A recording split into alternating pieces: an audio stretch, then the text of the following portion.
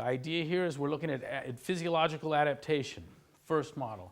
Second one, there are 3 metabolic pathways, and don't get too hung up on this. If I put power on this axis and time on this one, there are 3 metabolic engines that drive all of human performance.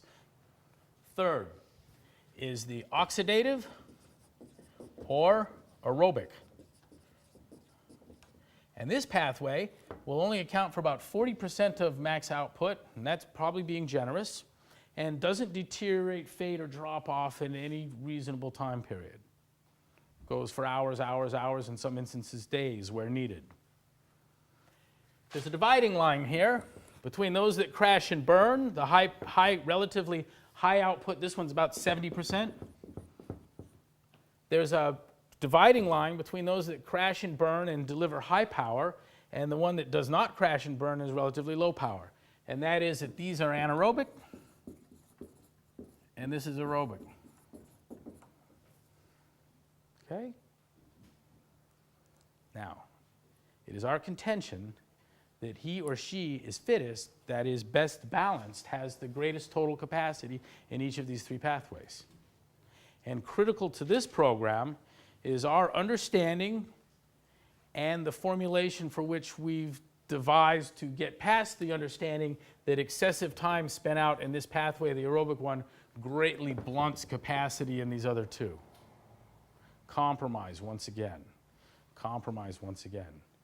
We've also proven to just about all that it will look that aerobic capacity that is generated through very narrow modal domains. That is, I bike and that's my primary exercise, or run or swim, or bike, run, and swim long. That the aerobic capacity engendered through that narrow focus, narrow modal activity, be it 1, 2, or 3 efforts, has very little transference to other activities. Very little. Very little. So I can take, and if you got anyone that you'd like to experiment with this, bring them out now. If someone wants to offer themselves up, it's fun to do, it's fun to see, it's enlightening.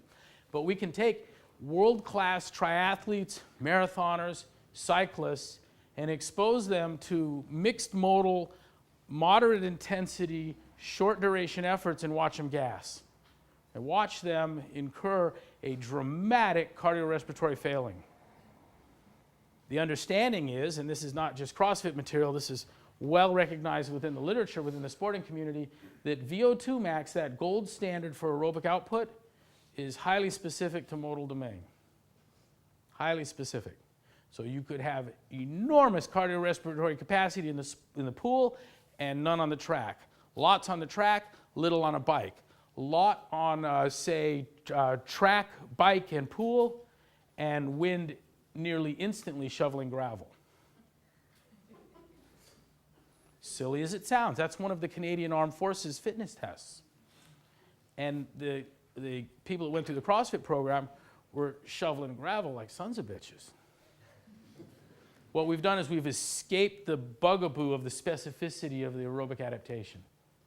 And we've done that through our prescription, which we'll come to next. So what I have here is a balance, again, a balance here in physiological adaptation. Here I've got a balance in metabolic pathway. And we've got a third.